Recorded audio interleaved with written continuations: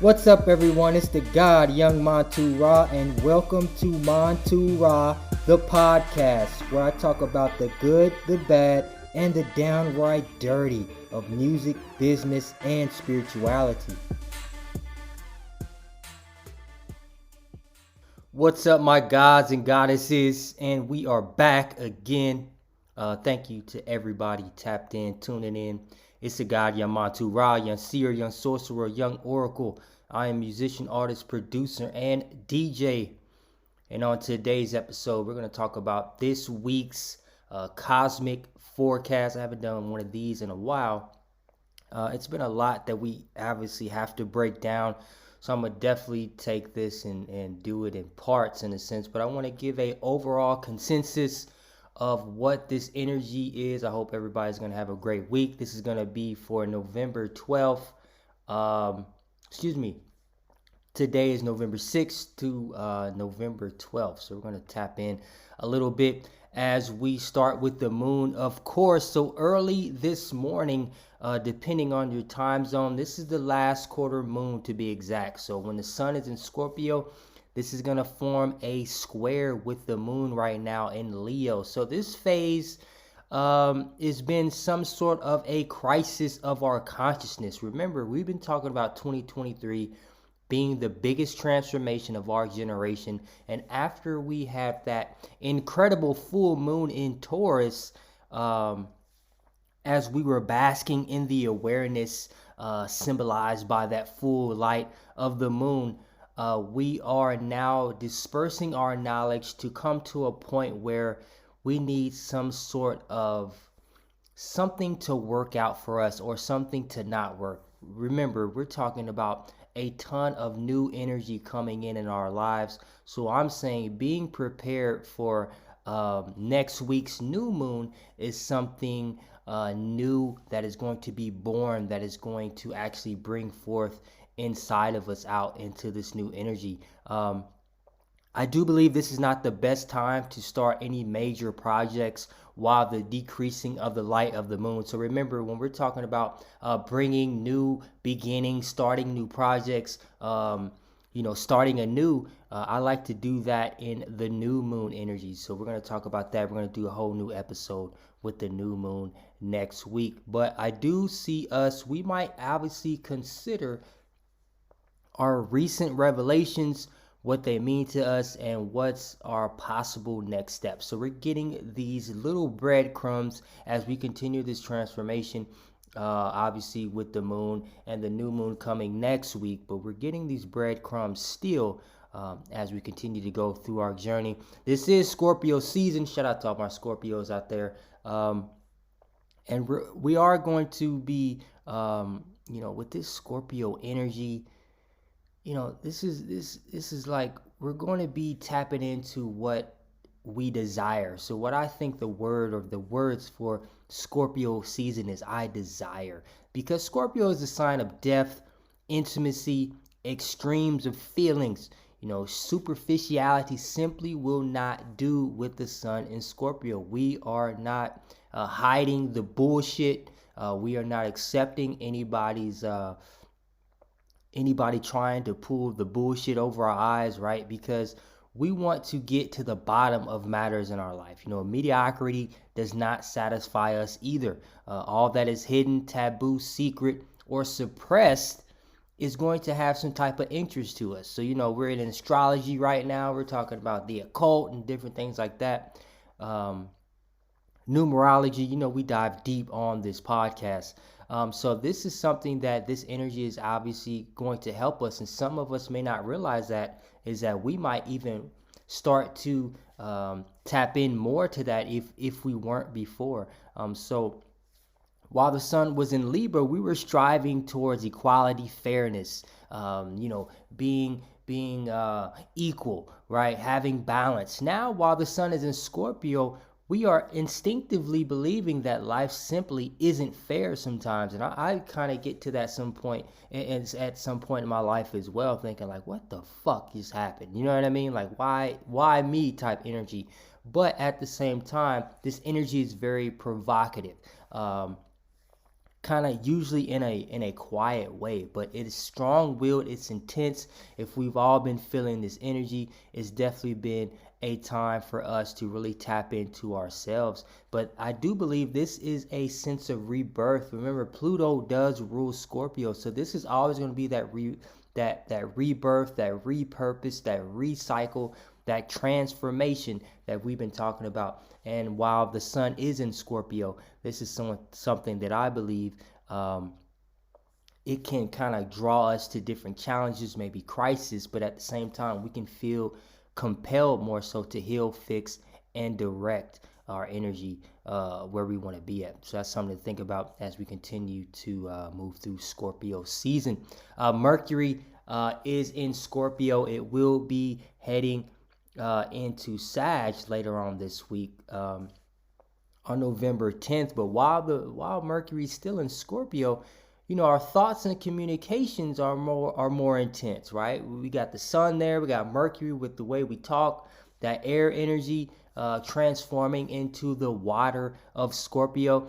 So we are going to be more like observing, more focused on our thoughts under this influence, looking for motivation, the more deeply buried. I've been telling everybody about this. So I love Scorpios. I got a couple planets in Scorpio myself, and it's like, this is intense. This is something we want to satisfy our intellectual need while Mercury is in Scorpio as well. Our thoughts are profound. We throw away that superficial bullshit that we've been talking a lot about, and we favor those deep conversations. Like, even in my own personal life, I don't have time for the hey, how you doing today? But like, I don't have time for that bullshit. It's because there's a deeper meaning with all of us. I like to have deep conversations. I don't like to just pussyfoot around people and this, how are you doing? I'm good. Like, no, fuck that. How the fuck are you doing? You understand? Let me know, or I'm gonna let you know, right? Because that's the type of energy that we need. It's no more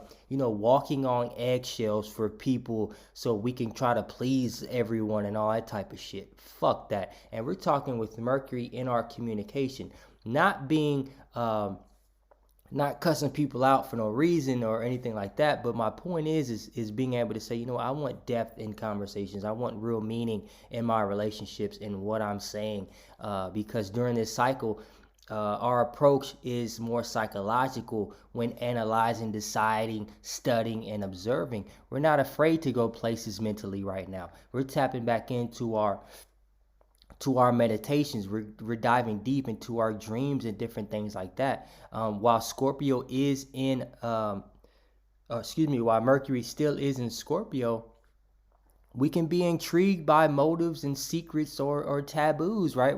Some of us are tapping into those rabbit holes that we've been talking a lot about this year, is because we're searching, we're investigating, we're troubleshooting, we're working on our hunches. We can feel this energy.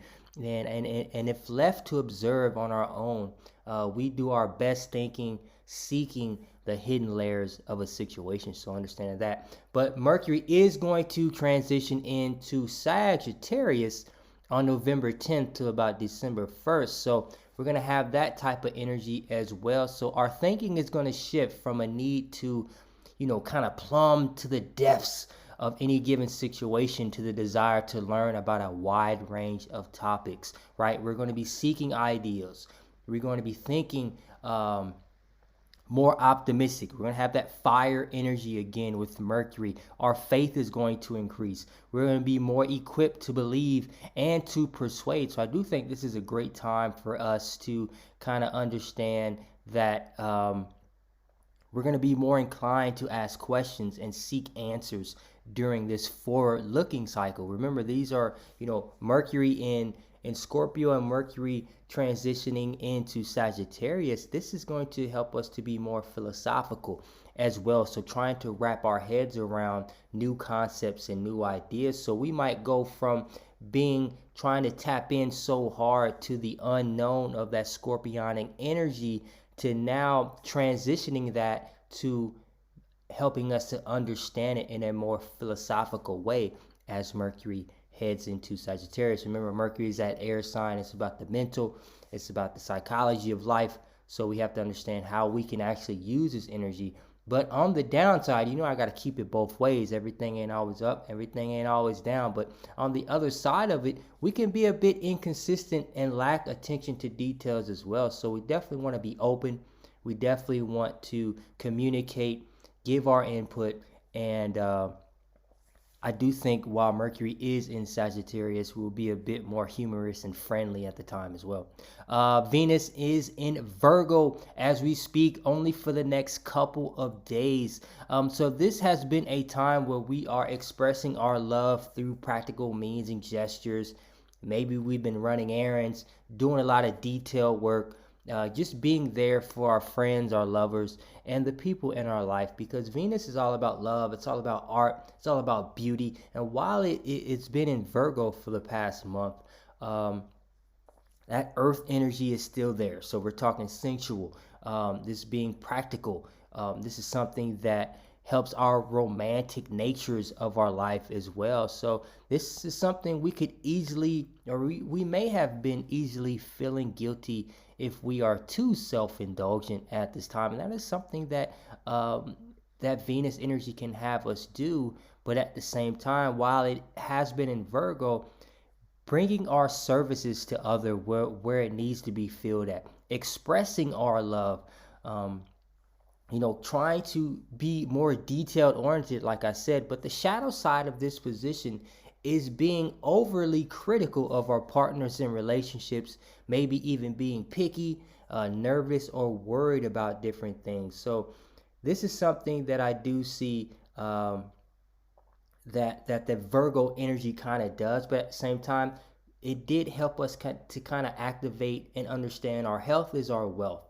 That could have been our motto, and I do believe it's going to continue as Venus heads into Libra on November 8th. But we're going to favor the charm over assertiveness, right? To get what we want during this cycle. We want to charm people. We don't want to go too aggressive. We want to be able to have a win-win situation while Venus transits into Libra. And remember, Venus is the ruler of Libra as well. So this is something that is relationships are going to be very focused right now. We're going to prefer things are done the right way, and the aggressive or cutthroat approach is going to be something that actually turns us off. So definitely keep that in mind as you're doing your business, as you're making your plans, as you're tapping in with your loved ones and your peers. Understand that it's not about being aggressive right now. It's about being balanced while Venus gets more into the Libra cycle. But also, my last point about this is, like, we're going to be more likely to prosper during this cycle with partnerships, through one-on-one associations, counseling, fields related to harmony, relationships, beauty, design, and law. So it's not about, I always like to talk about win-win. This is what the win-win situations are going to be. We're going to attract things to us and appeal to others gently and kindly. It's not about being overly emotional, overly aggressive, overly anything. Is trying to keep that balance with our love of self and our love for others as well. Next, we have Mars is still in Scorpio until November 24th. So we're going to talk a lot about that. Remember, Mars is the ruler of Scorpio as well as Aries. So we definitely want to tap in and understand that as well. I know that's a little old school astrology, but I love Mars being in Scorpio. Mars is driven and focused on getting what it wants. Me in my own personal life, I'm turned the fuck up. I got Mars in Scorpio, and having this come back again 2 years later for me, it's helping me to persevere, right? We have that single-mindedness, that strong energy, the desire to experience our emotional depths, as well as the urge to penetrate the surface of life in order to explore deeper levels of existence. I think is very powerful. We are fascinated with what others tend to repress and are drawn to experiencing and understanding these things. So we're tapping into being able to know why we're suppressing different things when we got the God of War energy in Scorpio ready to take advantage. But I do see we have Mars in Scorpio. We're in Scorpio season. We have Mercury in Scorpio for the next couple of days. So we got a lot of scorpionic energy, and I do think this is helping us to really this is that rebirth that we're trying to mold ourselves into our new life. We're trying to mold ourselves into taking this energy to help us to be better, but at the same time to help us to understand the depths of our own psyche, to help us to fight our old person, to fight who we used to be that we don't want to be anymore. This is what this energy is helping us do, especially with the sun being in Scorpio. It's just putting that light on us as well. So next is Jupiter. Jupiter is still retrograde. It turned retrograde. We talked a lot about this. We've been talking a lot about Jupiter and Taurus for months, but it is going to go direct around December 30th. So we still have some time here. Remember, Jupiter takes a full year to transit each constellation. So it's a 12-year cycle. Within the year, Jupiter does retrograde about once for about 4 months. So that's something to kind of be aware of. But while Jupiter has been retrograde, it's in Taurus, it's been asking us to take time before we dive head first into matters, rethinking our financial investments, our relationships, our artistic endeavors, and how we take care of ourselves. Remember, Taurus is still that energy that is very earthbound. It's very grounded. It's very conscious in the sense of not trying to not trying to overdo things, being patient. This is something that I see the need for us to take care of ourselves. Self-care is definitely a big buzzword, in the world now, but at the same time, it's very important to actually do the things that are actually caring for ourselves, not just saying it or not just posting that type of shit, and we're not actually doing the work for ourselves that say, hey, we take care of ourselves, right? So that is something that I do believe is very important, as well as rest and relaxation is going to be a crucial part of this transit and has been for the past several months. It's something that I need to really understand as well. If I'm not getting it in, or if I'm not busy, I feel like I'm not even getting it in, right? But at the same time, rest and relaxation is a very big part of it, because the sign of Taurus likes to work hard and rest hard as well. However, that doesn't rule out partying. Playtime won't be limited, and it hasn't been for this transit. But at the same time,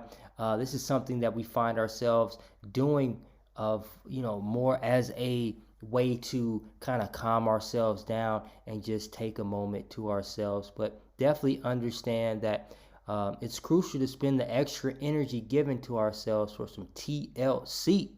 You know what time it is. So next we have Saturn. I know this is kind of a longer episode. I'm going to break everything down one by one. I think I'm going to break down every planet and just do the energy waves that are coming, because I told you all we're getting ready for the winter solstice. I've been saying that a lot this year. We're going to find the answers by the winter solstice, and I can guarantee it. But while Saturn has just turned direct, and I did a pod yesterday, a couple of days ago, about kind of this month's transits and what's going on. We talked a little bit about Saturn, and it was retrograde since about June 17th. So remember, Saturn is that taskmaster. It's always going to keep us in check. It's about karma. It's about justice. But I don't want people to misunderstand the influences that can be very, very beneficial, right? It has a unique way of showering us with its mighty love once we integrate and become fully aware of the knowledge it has to help us. And that is something that Saturn gets a bad rap in, is because it's like, no, Saturn's retrograde or Saturn energy and all this bullshit. And it's like, no, we have to understand it. It's no different than Mercury retrograde. We just have to understand how we can use this energy for our benefit. And I'm learning just like everybody else, but I love when Saturn has a huge part in our life, is because it behaves like an accountant of the zodiac and calculates our good and bad karmas. It gives us the reward or punishment, like the judgment. But at the same time, when Saturn has transitioning from the retrograde to direct in its orbit, it's a shift in the way our energy influence our lives and the world at large. because during this phase, the influence of the planet's energy tends to be more introspective and focused on reevaluating, reworking certain areas of our life that Saturn energy has made us do. So this has been like a really chill, like not so much energy exerted out for me personally, and I've been doing a lot of resting and reflecting and things like that. This has probably been a challenging year for me, to say the least, to be able to do that. So I know a lot of us are starting to come out of this energy, and now we're ready to take massive action as planets start to go direct. And I'm gonna do a whole I'm gonna do a whole rundown on Saturn as well. Next, we have Uranus. Uranus is still, you know, we talked a lot about Uranus, expect the unexpected in Taurus. This is something that I've said a lot over and over again, is that we're thinking of new ways to make our finances. We're doing things to tap back into our resources that aren't conventional, right? We're bringing these progressive ideas to the world of business. And now that we have the energy starting to work for us, now we're going to be able to see this Taurus energy, this Uranus energy help us in our innovative ways of ourselves, being more comfortable, expressing our sensuality, our self-love, our body love, pampering ourselves, because we've been getting challenged this past fucking year, and it's been crazy. But at the same time, we are making these changes, if we know it or not, and we're going to approach our money matters, our money matters, a bit different as we continue to have Uranus in Taurus. So that's something to think about as well. Neptune in Pisces, this retrograde energy has been going on since about June 30th, and it will be to December 6th. So we still have some time with these dreams. We still have some times with these illusions. We still have time for these fantasies. We're trying to tap into the dream world as best as we can, because this is that last grasp, I believe, until we get to the winter solstice, because this retrograde is going to end on December 6th. Just in time, a few weeks after that, we'll have the winter solstice, and we're going to start to understand how we can bring closure and have clarity that we didn't realize that we needed or deserved, right? So we have to understand that this change isn't going to be easy, and it hasn't been. We still have another month of this retrograde, and I do believe we're going to come out on the other end with a more responsible reality, a more vivid imagination, and a better ability to relate to others as well. So remember that Neptune energy is the planet that dissolves the boundaries that separate us from universal love.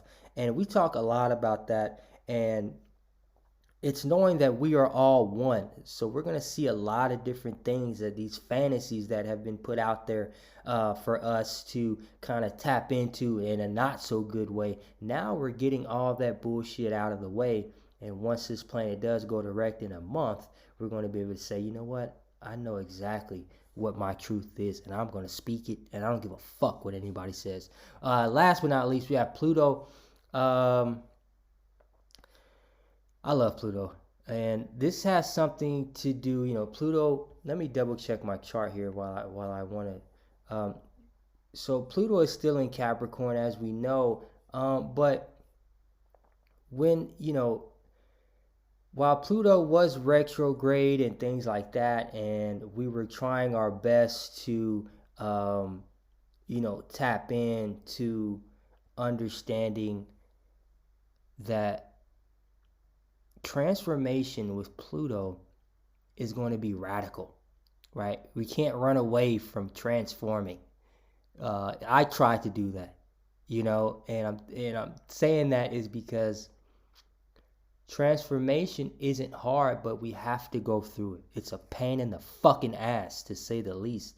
And While Pluto was retrograde, it was something that we were trying to run back to something that was no longer there. I was trying to run back to my old self that has disappeared. And that is something when Pluto has been direct now in Capricorn, it is something that we're never going to be ready for, but we have to go through it.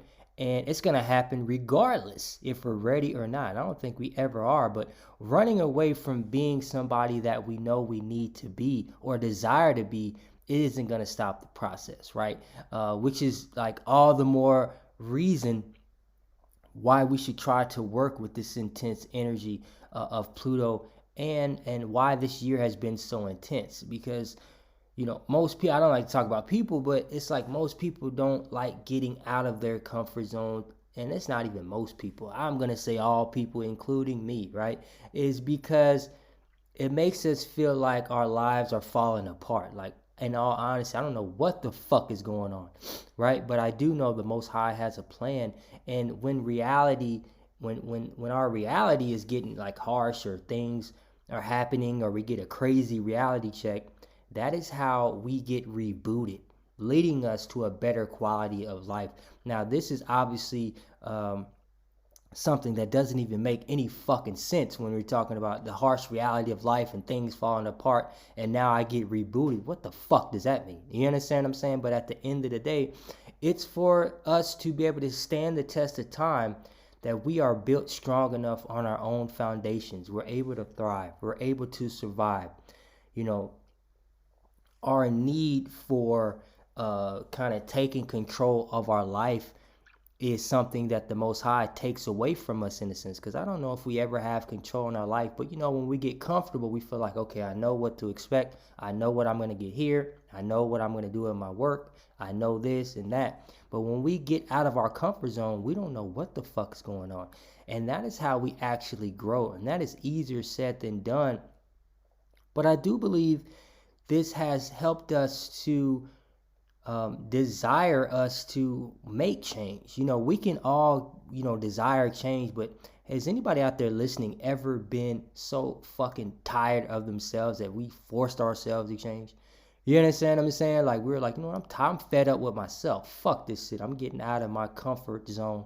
I'm getting out of my daily bullshit habits, and I'm going to take control over my life, right? And that is something that I thought, and I feel like Pluto helped us do. And I do think that was really impactful, and it's still going to process it, especially when it comes to our career and finances as well. So that's something to think about as we continue to go through this process. I know this is a long ass fucking episode, but I wanted to do a weekly cosmic forecast for you all. I'm going to come back again sometime this week. We're going to do another pod, and we're going to probably break down some more energy. I really want to break down Saturn finally going direct through the zodiac sign, so maybe I'll do that one next. But I appreciate everybody tapping in.